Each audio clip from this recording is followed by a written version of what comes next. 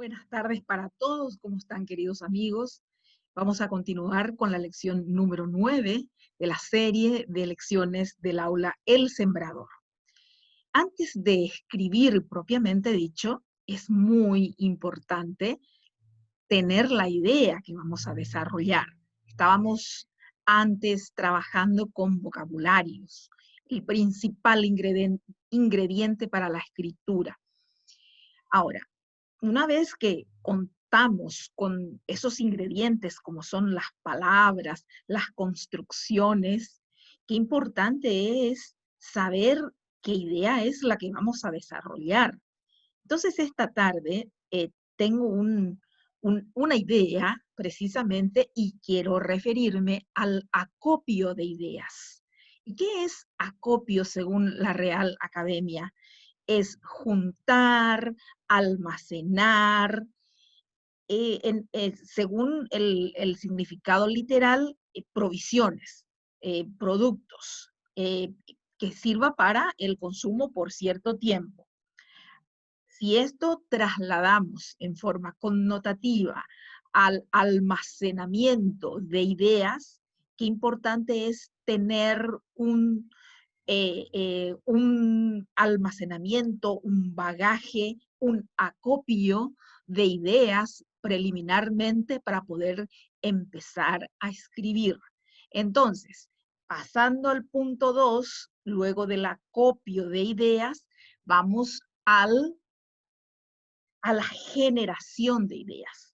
Ya está, ya hemos almacenado y ahora la generación sería la creación de ideas nuevas, valernos de la creatividad mediante todo ese bagaje de ideas, ese acopio que hemos recolectado en nuestro haber, ya empezamos a trabajar entonces la generación de ideas, la que nos va a conducir a describirlas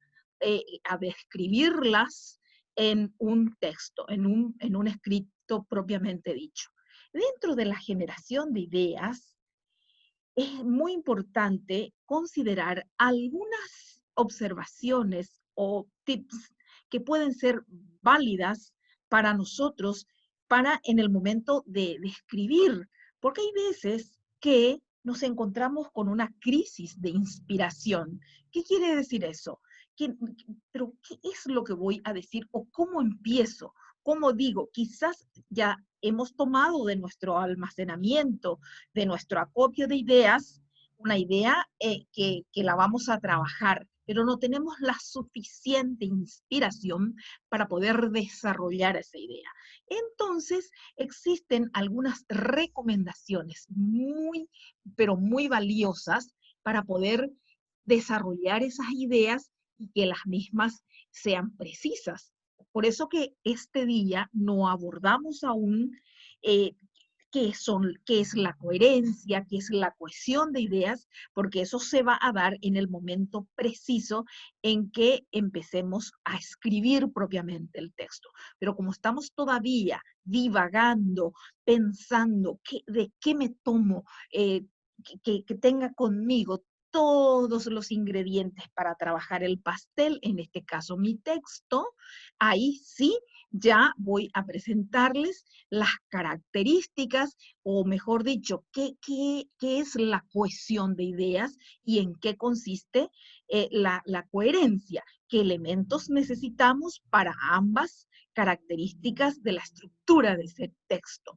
Entonces, para la generación de ideas es muy importante, por ejemplo, trabajar la analogía, es decir, por una suerte de parecido a un hecho puede surgirme la idea para desarrollarla, comparándola, entonces por alguna situación un tanto parecida, entonces va surgiendo una idea, por analogía.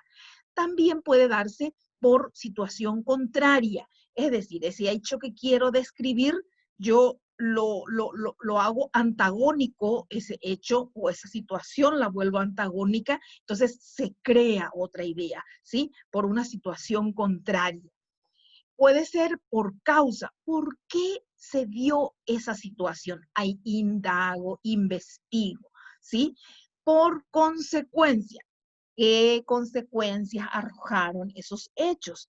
¿Se dan cuenta? Empezamos a colectar una serie de probabilidades que me permitirán desarrollar mis ideas. Hasta este momento me valí de 4 técnicas: de la analogía, de la asociación por la forma contraria, por la causa, por la consecuencia, y seguimos con la otra técnica para lograr la precisión de ideas por precedencia, el orden que se dan los sucesos, los hechos, por precedencia. La otra es por generalización. Entonces tomamos los hechos inferiores de rango inferior y los generalizamos. Esa es otra alternativa para lograr ideas.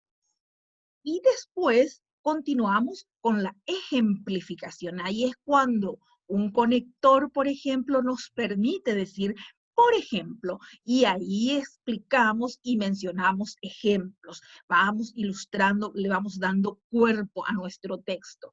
Y seguimos con aparte de la ejemplificación, tenemos búsqueda de tipologías. Podemos ir clasificándolos. A nuestros hechos le damos como forma de tipos. Luego, podemos utilizar también en la narrativa, en nuestro texto, una experiencia personal. Y finalmente, como otra alternativa, la experiencia de un personaje ilustre, de un jefe nuestro o de un familiar. Qué interesante. Entonces, podemos, para que tengamos la generación de ideas en el caso de una crisis de inspiración, qué importante es considerar todas estas propuestas de las que acabamos de hablar para tener en nuestra alacena de ideas y tomarlas oportunamente para construirlas a través de unos párrafos bien definidos, con ideas concretas, con ideas secundarias que fortalecen al mismo tiempo las ideas principales. Describimos un interesante párrafo que revele efectivamente la intención del escritor en este caso. No importa que el escritor sea incipiente, porque cuando el escritor ya tiene la pericia, ya tiene los kilometrajes en la escritura, entonces probablemente todos esos rituales que acabamos de mencionar ya se obvian porque estos como que están en la alacena, están previstas esas ideas que luego se van ensamblando. Es muy importante también el espacio donde se escribe, el espacio físico, la temperatura, la luz, un buen té, un buen mate en nuestro caso, todos son elementos muy importantes que acompañan para la hora de seleccionar las mejores ideas y naturalmente plasmarlas después en un hermoso texto. Muchas gracias, que tengan un buen resto de jornada. Hasta pronto.